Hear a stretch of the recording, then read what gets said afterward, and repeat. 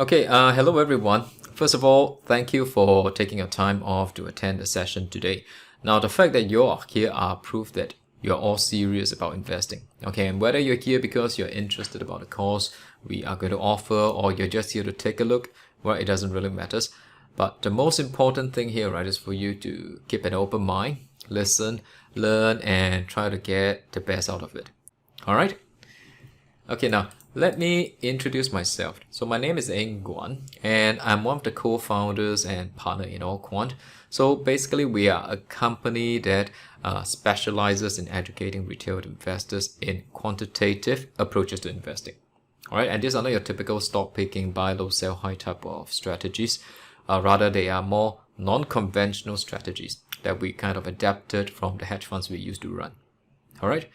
And aside from that, we'd also actively work with other people within the industry, such as like IFA's global markets and financial life coaching, be it in the area of educating or in the area of like promoting more alternative investing options for the everyday investors. Now, before setting up AllQuant, right, I spent about 15 years across the asset management and banking industry. I first started off in GIC as an associate. And over there, I kind of analyze and conduct investment due diligence on hedge funds for the purpose of allocating money to them. So as a function of that, right, I get to speak to many hedge fund managers and get myself exposed early on in my career to the different sorts of strategies that they're applying across, right, various different markets. Then after my stay in GIC, I moved on over to investment banks, first Credit Suisse and then subsequently Barclays Capitals. And over there, right, I did something different. I was primarily responsible for valuation control matters on derivatives and complex structured products that the banks kind of trade with the institutional clients. And after the stint in banks, I spent my next couple of years in independent proprietary trading, where I was trading interest rate future spreads as well as some shorter term trading stuff. And then next, I joined a hedge fund called Liquid Value Asset Management, right, over as a portfolio manager. And over the hedge fund, I co-manage a multi-strategy fund together with my business partner, Patrick, whom you're going to meet shortly, right? And many of the investing principles that we use today in AllQuant are adapted, right, from what we are doing back in hedge fund itself. All right, so this is in a nutshell my background. And if you want to know more, there is a QR code on this slide. So what you can do is you can scan it and it will bring you to my LinkedIn profile. Okay. So what I'm going to do next is I'm going to pass over to Patrick for him to say hello to you guys and introduce himself. Then after that, we're going to kickstart our key presentation for today. All right? Okay, Patrick, over to you now. Hello, everyone. My name is Patrick, and I'm the other co-founder of AllQuant. Before starting AllQuant, I've spent more than 15 years in the industry, starting out as a portfolio manager in UBS Private Bank, where I helped to implement discretionary portfolio mandates for private clients. After a couple of years, an opportunity came up to move to Hong Kong to work for an investment bank covering hedge funds and institutional clients who wanted to trade equity derivative products like options and swaps. Eventually, I came back to Singapore to join Credit Suisse Product Control Department. My role there was to review rates and FX structured products traded by the bank. Ultimately, I ended up running money in prop trading, and eventually I became one of the portfolio managers in a quantitative hedge fund, implementing a multi-strategy portfolio together with Eng Guan. Okay, that is just a quick summary of my professional background. Back to you, Eng Guan. Okay, thank you, Patrick. All right, it's back to me again, guys. But don't worry, you'll see more of Patrick later on because you'll be covering the later part of the presentation today. Now, for those of you who have seriously been investing for a while, you will know that it is not easy, okay? So Patrick and I, right, did not get to where we are today just by chance. It is a long journey that is full of ups and downs, but at the same time, there are a lot of valuable lessons to be learned. So what I'm going to do next, right, is to kind of share our investing journey with you, as well as the key takeaways that we have gotten out from this 15 over and 20 over years long of investing journey. All right, now while all of our journeys, right, may be different, I believe the starting point is all the same. So we all began as retail investor, and I'm no different, right? So my journey as a started, right, as a retail investor like more than 20 over years ago when I was still a student in the university. So, and when I started, I can tell you that my mind is a blank sheet of paper, right? So I knew absolutely nothing. And when I invest, I don't do any form of research or homework. So to set the context in place, right, it was back in the 90s where you have the internet boom, right, going on.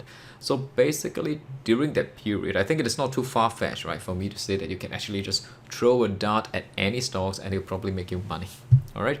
So and I saw a lot of my friends making money easily that way. So I was tempted and I fear missing out. So I went along with another friend of mine to open up a brokerage account.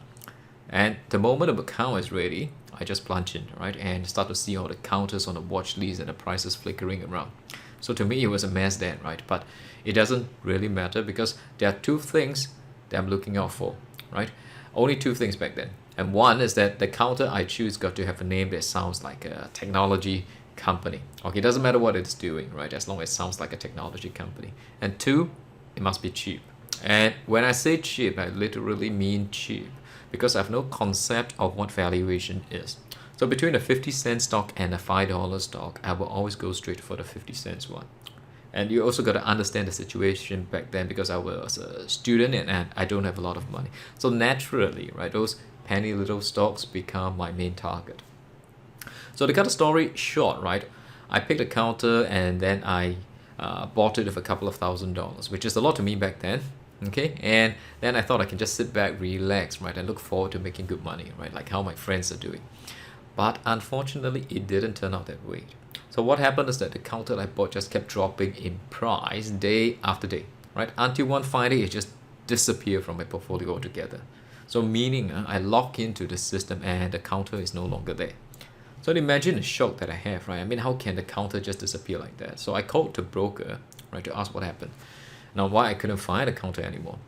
And it was an embarrassing situation because basically he told me that what I bought is not even a stock, right? What I bought is a warrant. So for those who do not know what a warrant is, right, they're just like options, except that they're issued by companies. And if you also do not know what an option is, then you're exactly just like me, 20 over years ago when I placed that trade. Okay, I also have absolutely no clue, right, what a warrant is back then. So I'm not going to delve too much into the technical details here, but basically warrants, right, are contracts that allows you to purchase the underlying stock at a pre-specified price. Okay, and this contract, right, has an expiry date. And once it crosses over that date, it becomes worthless. And so that is technically what happens to me. Okay, I held on to those warrants until they expire. Alright, so that was the first trade I did, and that was 20 over years ago. So today, right, when I look back, right, I seriously, I couldn't understand what is going on in my mind, right, back then, to have no approach investing in such a reckless way. Okay, but I didn't give up. I proceeded on to try out many other things. So after the incident, I decided maybe I should go and look into fundamentals and do some long-term investing. So I started like reading annual reports, following analyst recommendations, and then looking out for market news, right? But what happened is that the dot-com crash came, right? And despite that my intention, or my original intention, right, was to hold the positions for the long term, I couldn't take it, right, when I see my portfolio dropping like 10%, 20%, and 30% and more. So the pressure was immense, right? Even though it was only a couple of $1,000s, well, it was a lot for me at that time. So I couldn't take it. At the end, I just bailed out and I cut all my positions away. Right? So I didn't really manage my positions well. I didn't really kind of handle my emotions well. So it didn't really work out for me. And then I turned, right, into technicals to see if I can do something shorter term, right, in order to navigate the ups and downs of the market. Okay, and the end result I can tell you, right, is also disastrous. So basically I'm whipped in and out of many trades and I lost some amount, and lost a good amount of money there. Okay, then I dropped technicals and I went even shorter term. Right, I tried to do intraday trading, right, trying to pick a few cents here and there. And it was quite addictive, right, especially let's say you're on a winning streak. And it wasn't difficult, right, to get a winning streak. But the problem is that when a huge or a large, right, market move against you comes along, it just simply wipes out many and many of your winning trades at one go, right? So it really hits big on the psychology, right, as well as the mental resource, because intraday trading is very taxing and intensive. Right, so at the end of the day, right, intraday trading also wasn't my cup of tea as well. Okay, so for those who have been through this process, right, you'll be well aware that the market is constantly testing you, right, in different areas, in terms of your diligence and hard work, right, to do your homework and research, your ability to learn and adapt, and how well you can actually control your emotions. Okay, so when did the big breakthrough, right, that came for me then? It came only when I entered the asset management industry back in 2006. That's a couple of years later, right? So over when I entered the asset management industry, it opened up a whole new landscape of investing for me. So I get to talk to a lot of experienced managers both within my company, right, as well as veteran hedge fund managers who are outside in the markets doing all sorts of different strategies across different asset classes in different markets. All right. So along the way, right, in my 15 over years, as well as Patrick's within the industry, we condensed, right, what we learned into a few key takeaways or principles, which you will see in our investing approach later on. Okay, and the first and most fundamental principle, right, is really to understand risk and focus on it when you do your investments.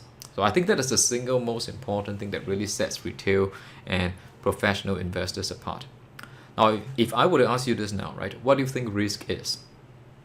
I believe most of you are going to come up with a very straightforward answer and tell me that risk is just simply like how much I can lose, right? So that is, of course, I think the most direct thing the majority of us can relate to, right? Because we all invest to make money, right? And we all fear to lose money. So, okay, but there are more to risk than just that, right? How about uncertainty of an investment outcome? So if you invest today, do you have a sense of how much you're going to end up with like 20 years later? Are you going to hit your target? I'm sure you have a target, right? And are you going to miss, right? And what are your chances of missing? And if you miss, right, then what is the expected shortfall from your target? No? So shortfall is just simply how much you're going to miss. So if let's say I target $1 million and only end up with 300,000, well, then that's a very big shortfall, right? And if that really happens, then what can you do about it, right? Are you going to wait another 20 years or not? So this is what we meant by risk, okay? It's not so much how much you lose. It can be about uncertainty, right? How much you make. So you may intend to make 10%, but you end up making only 3% or 4%. So that itself is also a risk. All right, so to get a clearer sense, right, let's just look at this slide here. So what you have is a blue path, right, showing here this thick blue line showing here that goes up at a constant rate to hit $1 million. And let's say your target is $1 million. Right? So this is kind of like the ideal path. You just go up in a straight line without any troubles, so you can sleep peacefully at night. So in fact, every day is a happy day because you're making money every single day. Right, then over here you see a lot of orange paths, right? And all these paths represent possible paths, right, that are generated using a high risk. So okay, there are mathematical ways to quantify risk, which you learn in the course, okay? And you can use it to general possible scenarios such as these, right, which you're seeing on this slide.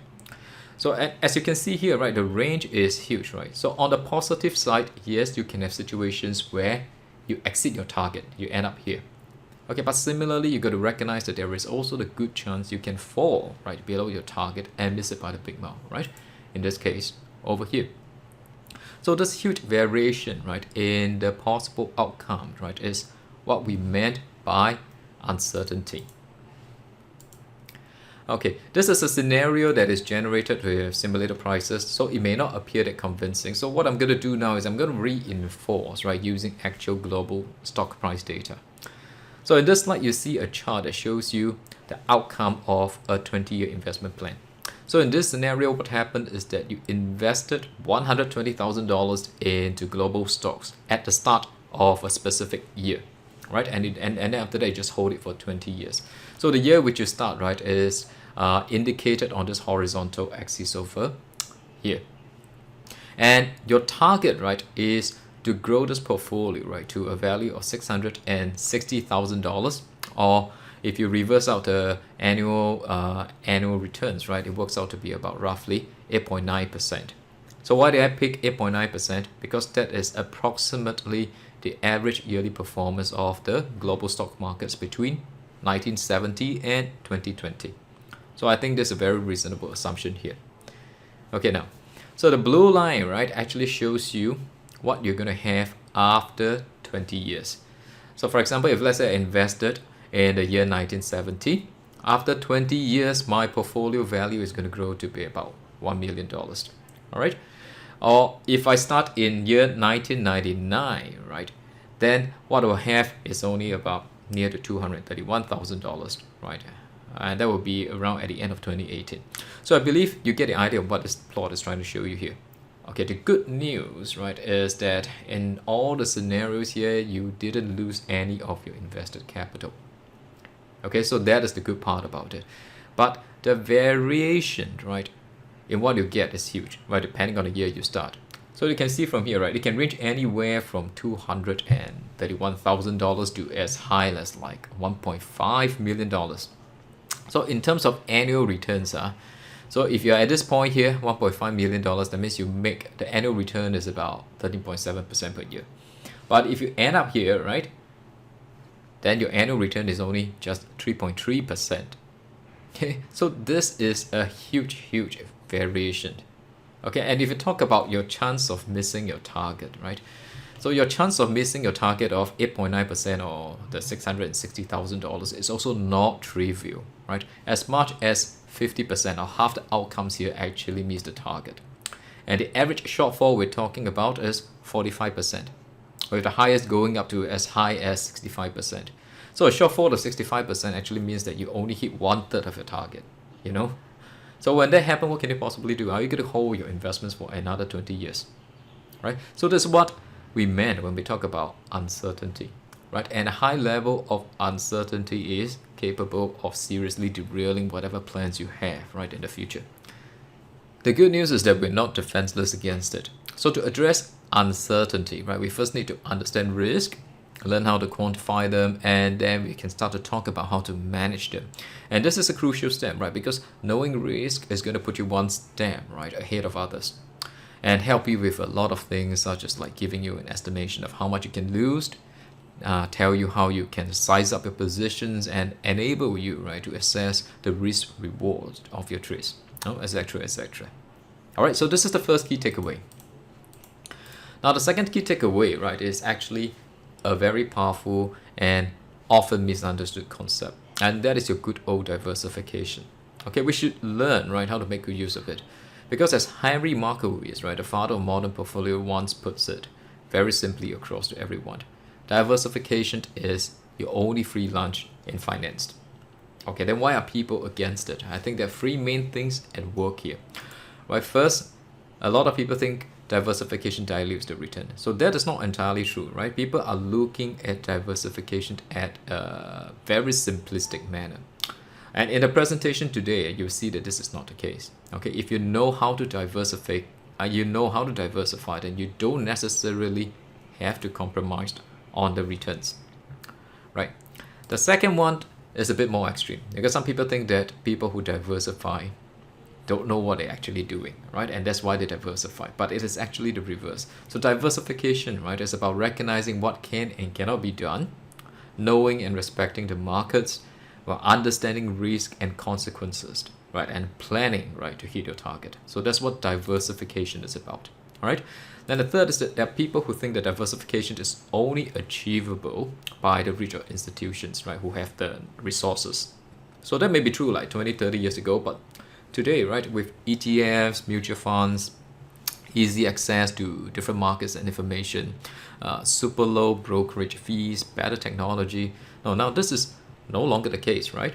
So an average person can also achieve effective diversification today, right? Based on what they have, if they know how to do it.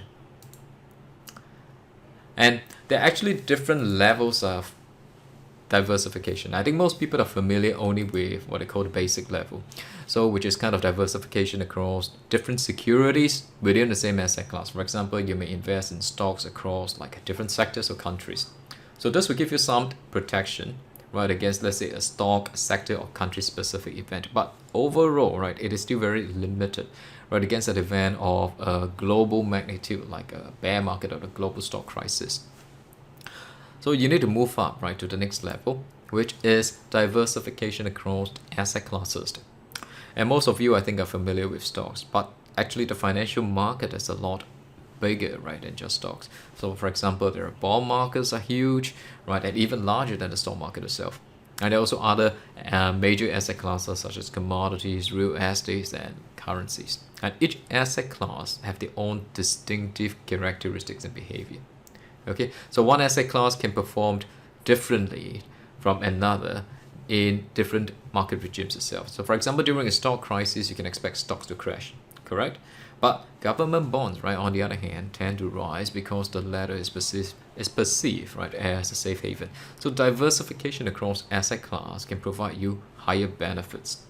Okay, but that is not all, right? You can actually move one level up, right, into diversification across strategies, right, which is a more advanced level. So an investment strategy is basically a specific way you kind of make money from the market. And they can be very different from one another. For example, a trend following strategy may be undergoing a tough patch, right? Let's say at the start of a stock market crisis where the trend just turned around and you get whipped. But in the meantime, right, a vol trading strategy may be having actually one of its best periods, right? So in a way, right, it is like you hire different traders who have different skill sets and different methods to make money right, from the market for you. So they thrive under different market regimes, but in totality, right, as a team, they are a lot more powerful than effective. Okay, so with a good blend of strategies that are uncorrelated with each other, applied across like different assets and different securities, you can actually build a very stable and robust portfolio that is not only low in risk, but at the same time, it can still deliver you a good level of returns.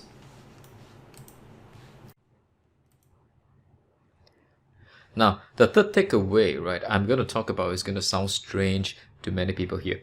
And that is, you actually don't need a market view to invest. Or if you have a market view, then that is not the most important thing when it comes to investing. Now, for all of those who know me, whether you have heard me in the webinars, read my blog, or attended my classes before, well, you know that I almost never talk about market views. Why? Right? Because I don't rely on market views to make money. So what I rely on are my models and strategies which are founded on good fundamental premises, they're supported by like good empirical evidence and statistics, and they are thoroughly researched and tested. So that's what I depend on. Okay? Then some of you now may have this notion, oh, okay, maybe because you are quant, that's why you think this way. Now, if that is what you're thinking, then you're also wrong, right? In fact, it was an early mentor of mine who is like instrumental in making me understand this concept itself. And he's not a quant, all right? He's a discretionary trader, a very successful one at a hedge fund. And to him, right, trading is not about view, right? It is about skills. And why is that the case, right? Because the markets don't care what your view is, right? Not mine, not his, not yours, and not anyone else's. Okay, and your chances of being right, it's probably going to be as much as it is being wrong. So it is not your view that makes you money, right? It is what you do when your view is right that makes you money. Because even if you're right, you can be like too early or too late. And how the market moves and what happens during the executions itself, right, can have a big impact on what you're going to do, right? So there's a whole chain of like decision making and executions in the whole process. So, and whether you make money and how much money you make out of it, right, depends on what you do during those times, right? Are you going to like size in your positions, or are you just going to put in one lump sum? And if let's say the position is going to work against you, are you going to have stop loss in place, or are you going to kind of gradually size it down? Or are you going to average in, and at what time, at what point are you going to average in? So there's a whole lot and series of questions that you can ask yourself. Okay? And the same thing applies when your view is wrong. So it is not so much whether you're right or wrong, right? It is what you do, right, when you are wrong that determines how much, right, you end up losing. So if you're good at managing your risk, you can minimize your losses, and maybe you can come out of it even flat. All right? So what is actually important here is never your view, right? It is always your overall plan and strategy, like what you do when you're right and what you do when you're wrong. And this holds true whether you are a discretionary trader or you are a quantitative trader. Okay? Now, The fourth and also the final takeaway that I want to talk about here, right, is the power of quantitative investing. So the ability, right, to model historically like how strategies behave and performs actually opens up the door, right, to a land of opportunities. So it helps you answer a lot of critical questions and review insights, right, about your strategy. So very simple, right? If you want to know if something works, then all you need to do is to model it and test it out, right? And it's very important because if what you think does not even work in the past, then what is your basis for it to work going forward, right? Now, and if increasingly like more data and better technologies these days, right, this is something that we should definitely leverage on. Okay, so now let's take a look at a simple representation of the investing process. Right. So in a typical investing process, we first have like inputs or information that we use for making investment decisions. And this can be like your annual reports, where you look at company fundamentals and how good your management is, or you may watch news and see if there's any potential market moving events. Or if you're technical traders, then you may be looking at charts for patterns like your head and shoulders, double tops, double bottoms, or whatever. Okay, then based on this set of information, the humans, okay, we ourselves are going to process it internally and then come up with an investment decision. And the decisions are very simple. It's just simply what to buy or sell, when to buy or sell, and how much, right, to buy or sell. Now, a lot of all this information have a qualitative component to it, and it depends heavily, right, on how the individual interprets it. So, for example, one technical trader may look at a chart and then he see head and shoulder. Right, another may look at the same chart, but he sees another pattern, right, and not the head and shoulders.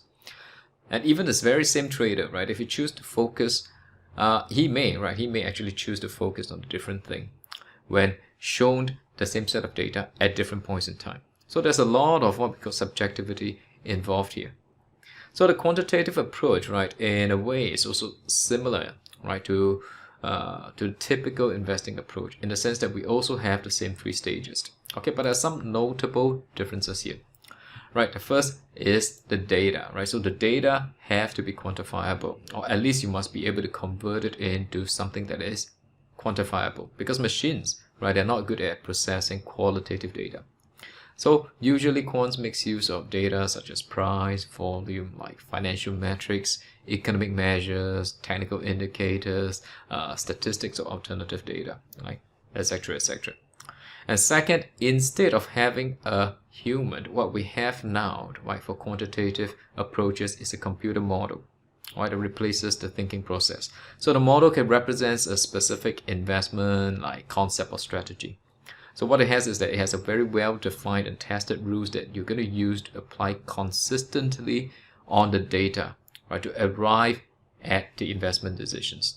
So in this case, right, with a quantitative approach, there is no subjective element here. You can feed the same set of data to the same model any number of times, and I can guarantee you it will produce the very same set of results or outcomes.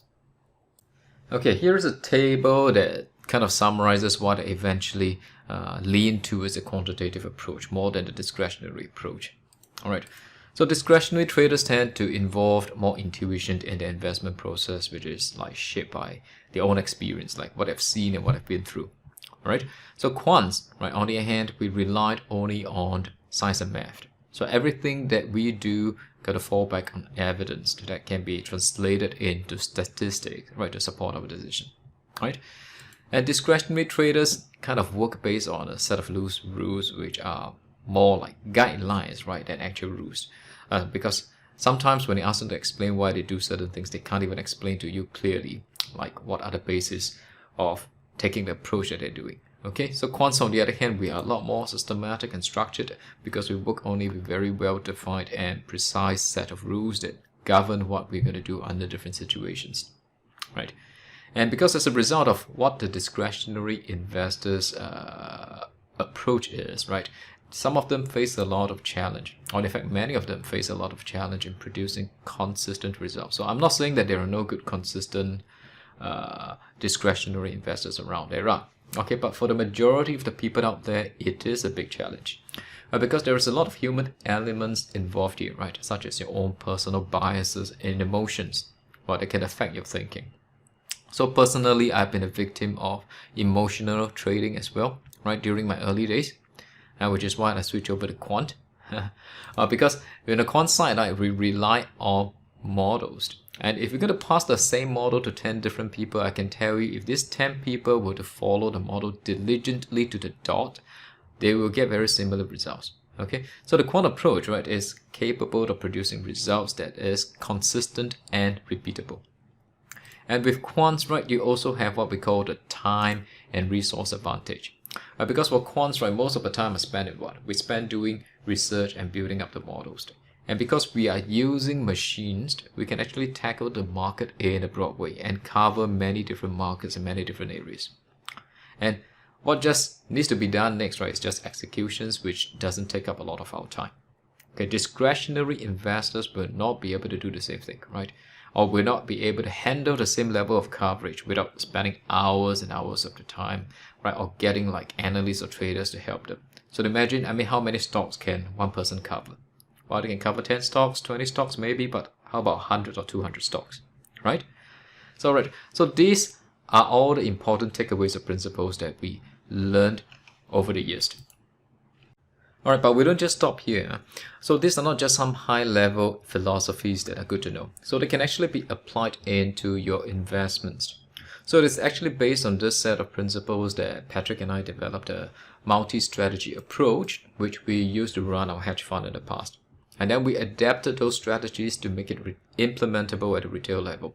And these are the very strategies that we're going to cover in our course. So now, why multi-strategy? Why not just one, right? Some of you might be asking. So the reason is very simple, and I covered that earlier, right? The reason is to diversify, right? Because you got to recognize that there is no such thing as the best strategy or the holy grail strategy that can work under all kinds of conditions out there. So in reality, right, what you can find is only the right strategy at the right time. So what you're going to need, right, is a good mix of all these right strategies to work hand in hand together, right, to tackle the market so that your overall portfolio can weather through the different types of market conditions. Okay? Now, before I start to talk about the individual strategies, I just want to brief you on some important high-level information here.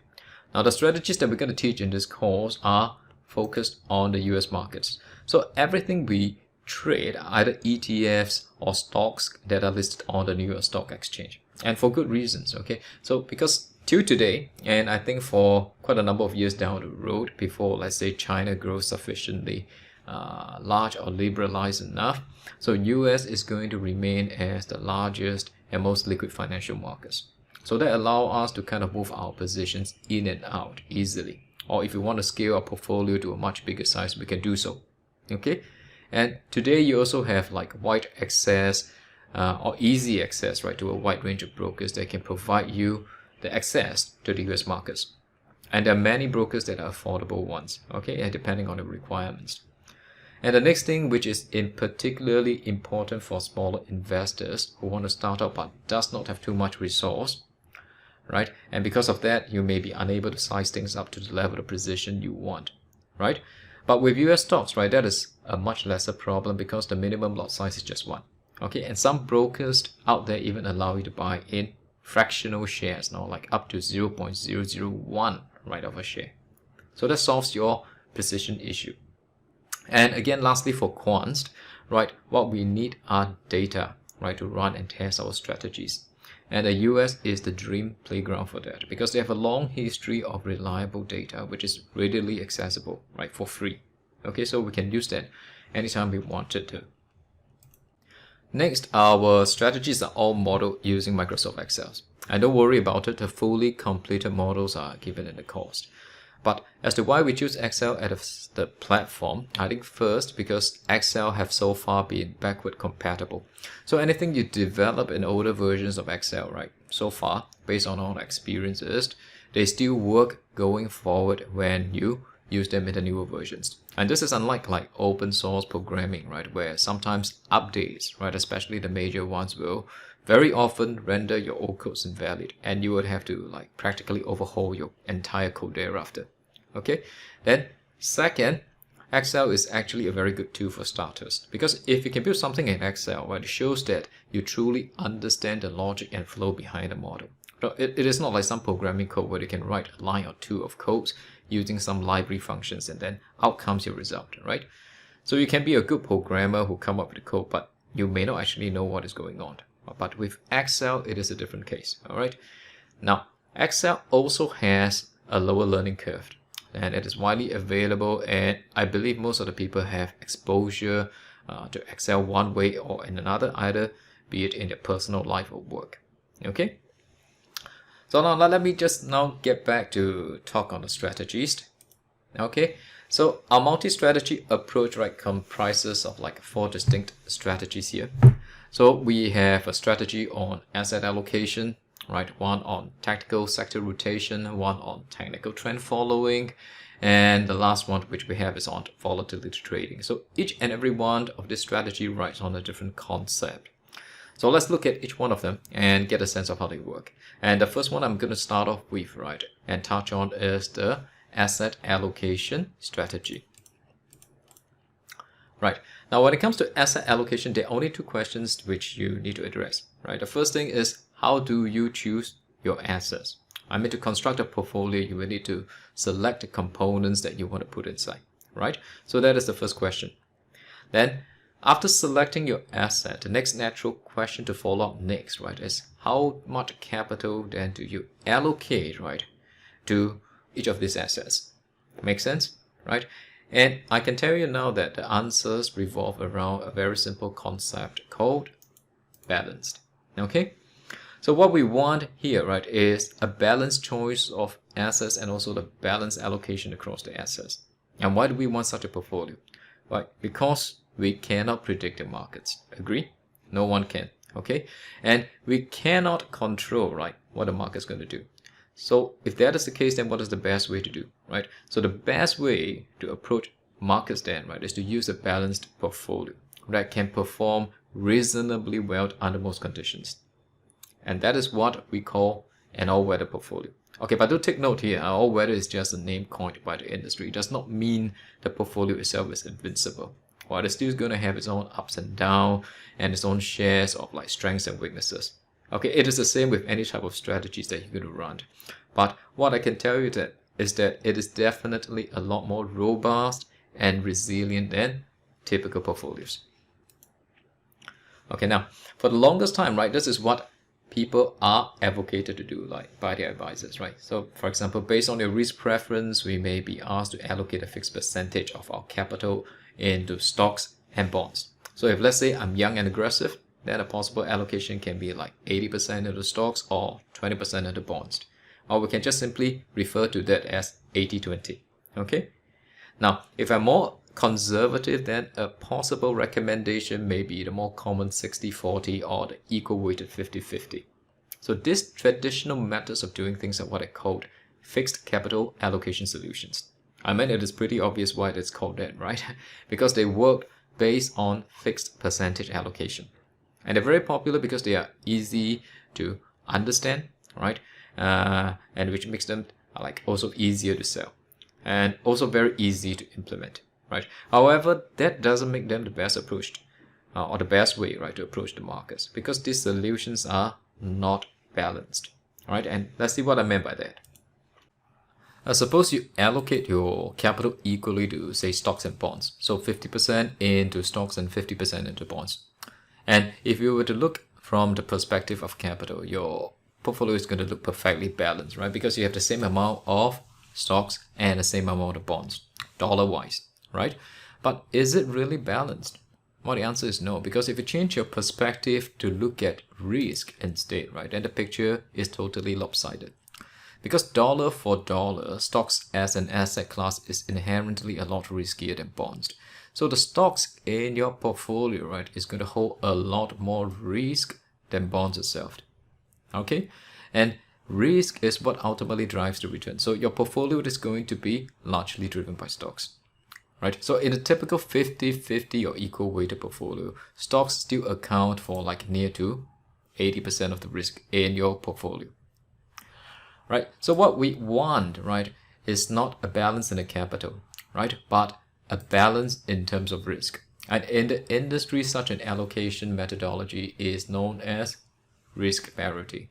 So what we want to achieve is for each asset to drive and contribute to our portfolio equally. So that when a crisis hits one of them, right, we know that the other can still be capable of holding up the portfolio itself.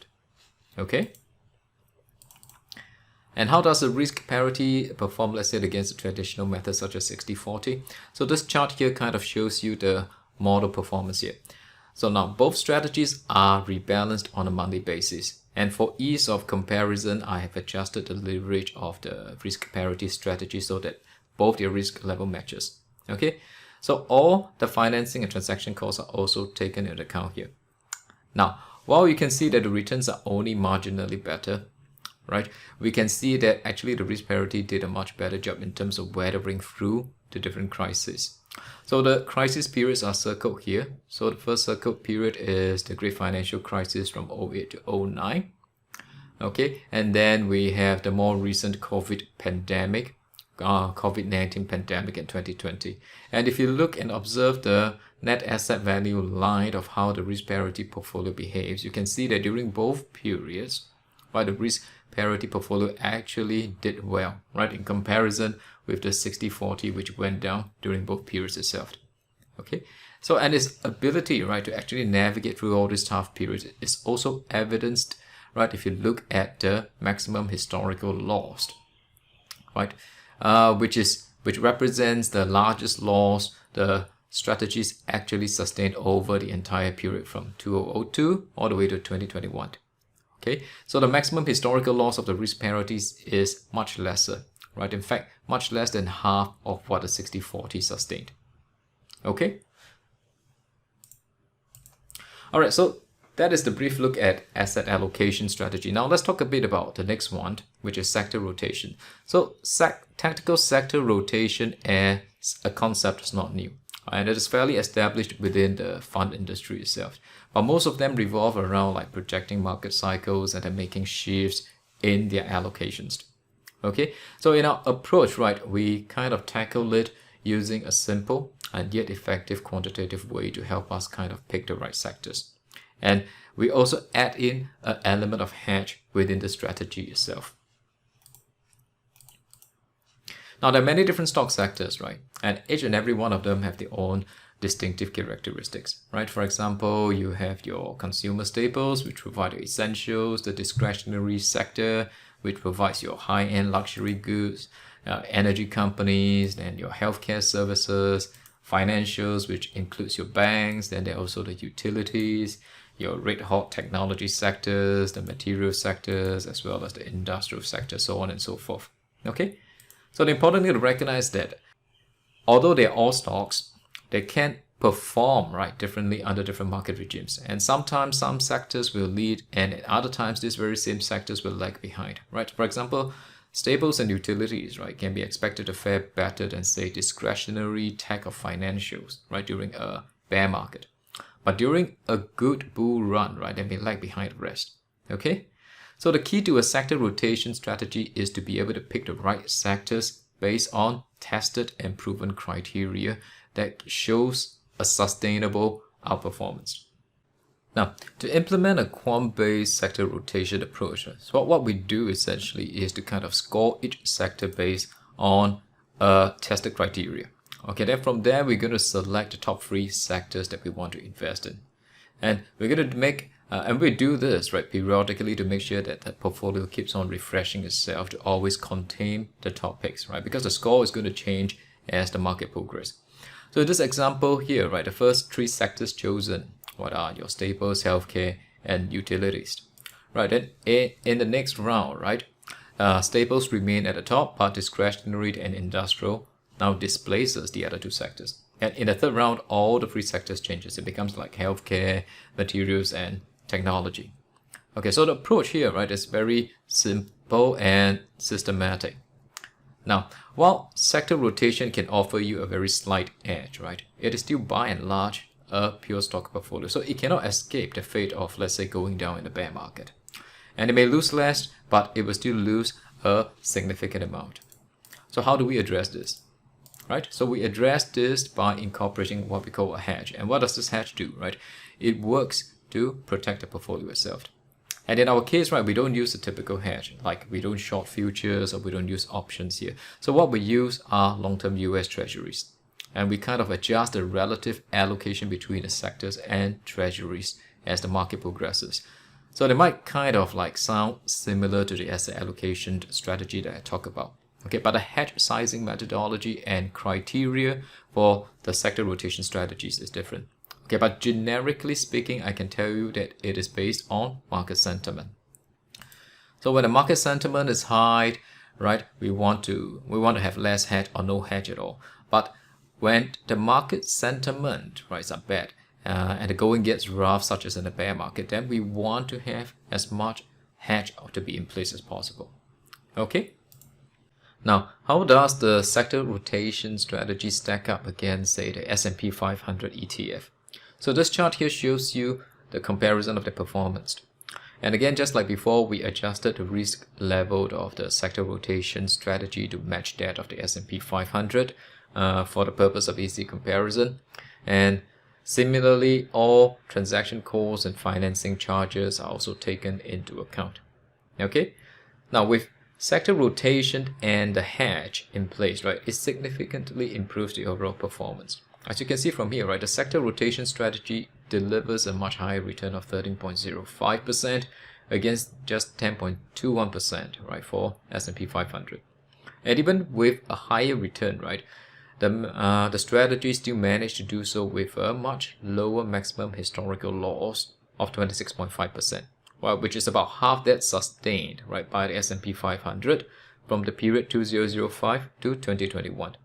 So risk for risk, the sector rotation strategy is actually a lot more efficient than a pure buy and hold on the S&P 500. Alright, so as you can see from here, right, if you know how to diversify and manage your risk, you can actually devise good strategies that not only allow you to beat the market, but at the same time, lower the overall uncertainty of your investment outcome. Okay, so on my end, I have introduced to you the sector rotation strategy as well as the asset allocation strategy. What I am going to do next, right, is to pass the time over to Patrick now, and he's going to take you through the trend following and volatility strategy as well as the rest of today's presentation. Okay, so Patrick, over to you. Thank you, Ying-Guan. Let me briefly introduce the third strategy that we teach in the course called trend following. Trend following is a stock-focused strategy, and it is expected to do very well in a sustained bull market and yet defensive during a bear market. It does this by buying stocks when they exhibit upward trending price behavior and riding the uptrend until it ends. Otherwise, it stays out of stocks and remain in cash. Trend following can be summed up into a philosophy of letting profits run in a bullish trend and cutting losses short in a downtrend. Trend following skews the probability of success to your favor in the following manner. First, it only exposes your capital to risk when there is a high probability that the stocks you buy are entering into an uptrend. Second, it protects your capital by getting out of stocks should the conditions turn adversely against you, even if it means taking a small loss. Taking small losses is better than suffering from a severe drawdown at the portfolio level, which makes it hard to crawl back from. At the end of the day, it is about riding winners for as long as you can and cutting losers as quickly as you can. It can be seen as a defensive way to buy and hold stocks. Conceptually, this is how trend following looks like at the individual stock level. You buy the stock when the price goes above a certain level, indicating a good probability of breaking into an uptrend. How you determine this level will be taught in the course. After you enter the stock, the positive scenario is that the stock indeed goes into an uptrend and you ride the trend all the way up until the trend reverses.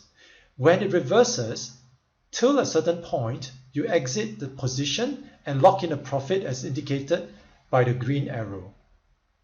The amount of profit can vary significantly from trade to trade. Theoretically, there is no limit for the profit potential.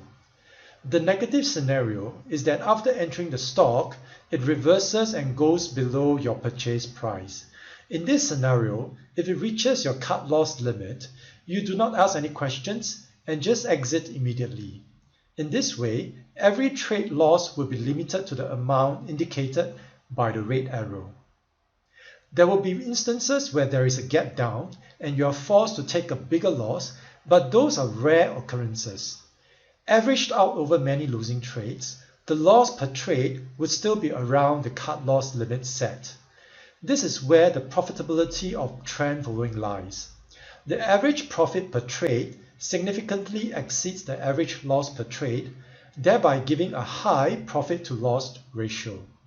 Therefore, you do not need a high number of winning trades to be profitable at the overall level. One good winning trade can more than make up for many losing trades. In fact, the Pareto principle applies here. 20% of trades account for 80% of the profits. It is important to note that trend following does not work for every single stock, but it works at the overall portfolio level. Therefore, it is important to apply trend following to a portfolio of stocks rather than just a single underlying. This is the historical performance comparison between our trend following model applied on the Dow Jones Industrial Average stocks and DIA, which is the ETF tracking the Dow Jones Industrial Average. Due to the defensive nature of trend following, we can apply some leverage to match the risk level of DIA. This allows trend following to generate a higher annualized return of 15.4%, which is 1.5 times that of DIA. Even so, the maximum historical loss experienced by trend following on a monthly basis is only 25%, which is almost half the drawdown experienced by DIA during the 2008 Great Financial Crisis, as shown by the circled region. Trend following was able to avoid the damage by sitting in cash through most of the crisis. Trend following gives a better risk-adjusted return or Sharpe ratio of 1.06 compared to only 0.7 for DIA. Finally, let me introduce the final strategy that we teach on trading volatility. The profitability of this strategy is based off the volatility risk premium. We will look at what is this volatility risk premium and also how to capitalize on this risk premium. Trading volatility as an asset class is not new. The institutions have been trading volatility for a long time, but to retail investors, it looks fairly new, and it is also more complex and riskier than your traditional asset classes. But with the right strategy and risk management methodology, such a strategy can be very useful in complementing your overall portfolio. What this strategy does is to try to capture the difference between implied volatility and realized volatility. Implied is what the market expects and is pricing into the options right now. It is about the future. Realized is what actually happened, and it is calculated based on historical data. The difference between these two is what we call the volatility risk premium. Based on this volatility risk premium, we determine whether we should take a long or a short position on volatility. This is just a graphical representation of implied and realized volatility. They are tied to each other closely, but implied volatility is higher than realized volatility most of the time. This is because market participants tend to overpay for options to hedge their portfolio as a form of insurance. But during times of market stress, realized volatility can overshoot implied volatility to the upside. It is this gap between implied and realized volatility that creates the volatility risk premium. This strategy can act as a potential portfolio hedge during a stock market crisis. For example, the S&P 500 crashed over 30% in March 2020 during the peak of the COVID-19 crisis. Volatility risk premium signaled a long position in volatility just before the crisis struck, and so generated huge gains when volatility spiked as global stock markets crashed. The gains from this strategy alone more than offset the losses in the other strategies in the portfolio. resulting in a positive month for the portfolio. There is no such thing as a perfect strategy. Each strategy has its own strengths and weaknesses. There is only the right strategy for the right market environment. Hence, when we run all the strategies together in one combined portfolio, we stand the best chance of weathering all kinds of market conditions. This is a long-term model performance of the individual strategies as well as the combined multi-strategy portfolio going back to 2011. The dashed lines are the individual strategies while the solid black line is the multi-strategy portfolio. You can see that the individual strategies move independently of one another. Sometimes when one is down, another is up and vice versa. This is what we want to see in a well-diversified portfolio. It is because of the diversification between the strategies that dampens down volatility for the multi-strategy portfolio, resulting in a smoother return profile as shown by the solid black line. This is also evident in the overall Sharpe ratio for the multi-strategy portfolio, which is higher than any of the individual strategy. What this means is that combining all the strategies in a multi-strategy portfolio allows you to generate a higher return per unit of risk taken. The multi-strategy approach has a practical application in helping to build a perpetual income for retirement. The reason is because in order to draw a sustainable income perpetually from an investment portfolio without depleting it, the investment portfolio must fulfill two important criteria. The first is to be able to generate a decently high annualized return to support the withdrawal rate. The second is to be able to weather harsh market conditions without suffering a severe loss. It is detrimental to suffer from a severe loss because it is difficult to crawl back from the loss while still needing to support the withdrawal rate. The multi-strategy approach is able to fulfill both criteria and hence is very suitable to be used as the underlying investment portfolio to build and support a perpetual income. This is a summary table comparing between a typical term annuity and an annuity built using the multi-strategy portfolio. The total contribution is the same for both, but in terms of projected annual distribution, the multi-strategy approach beats the typical annuity plan by a wide margin.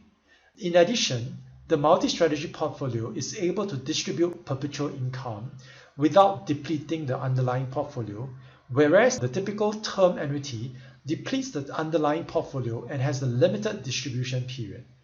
Even the typical life annuity that distributes till the end of life does not come close to the multi-strategy approach because distribution can only last till the end of life, and there is nothing left to pass down to loved ones.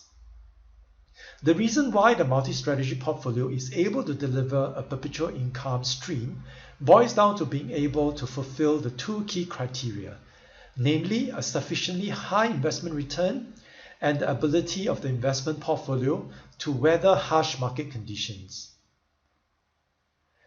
This is a 3-day course that is not your typical investing course. You will learn practical investing techniques that work in the real world. In fact, you will be given 4 complete investment models that if what we teach do not work, it will become apparent very soon. While we do cover the nuts and bolts of the models using Excel, it is not necessary to know them yourself. All you need to know is the concept behind the models and their characteristics. At the end of the course, you will be given the necessary support to make sure that you are able to implement the models for yourself. On the first day, we will be covering the foundational topics to prepare you for the more practical sessions in day 2 and 3. Topics include behavioral economics, basic technical analysis, introduction to quantitative investing, portfolio construction, and overview of our quantitative investing models. On day 2, we will dive into our first 2 quantitative models, namely risk parity and trend following. We will end the day with our first MCQ assessment, covering topics that we have covered in day 1 and 2. On day 3, we will finish off with our remaining 2 quantitative models on sector rotation and volatility risk premium. We will also look at how to combine all 4 strategies into a multi-strategy portfolio. We will end the day with our final MCQ assessment for the course. As a course participant, there are many takeaways from the course apart from the knowledge gained. As mentioned earlier, you will get fully completed models in Excel that you can use for live investing. You will learn how to operate and run these models in the course. In addition to the live virtual sessions during the 3-day course, you will also get an unlimited lifetime access to our online course, which allows you to revisit any of the topics related to the quantitative models that we teach at your own convenience. If you simply want to know what trades to execute when the signals arrive without needing to run the models yourself, you can also rely on the portfolio signal service that you will receive for 1 year free. We will send the multi-strategy portfolio composition and any necessary trades to be done via Telegram. You will need a Telegram account to receive the signals. You will also be given exclusive access to our private Facebook group and Telegram channel where we post important announcements and articles.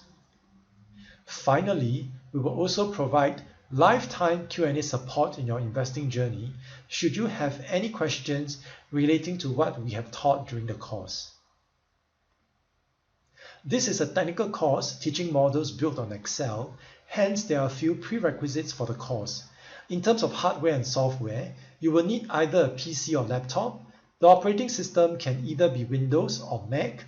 This is a subsidized course and you will be conducted in a virtual learning environment, so a webcam is necessary.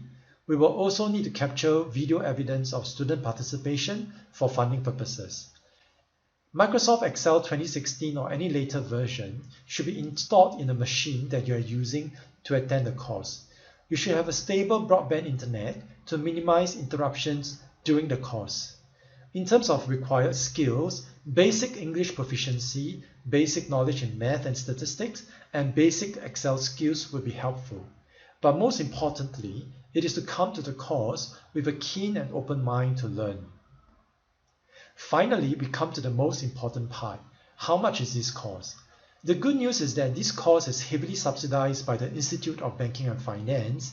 After subsidy, this course will only cost $300, and you can also use SkillsFuture Credit to cover or offset this $300. So if you are interested, you can scan the QR code here for the course schedule or to inquire further. That's all we have for today. Thank you for listening.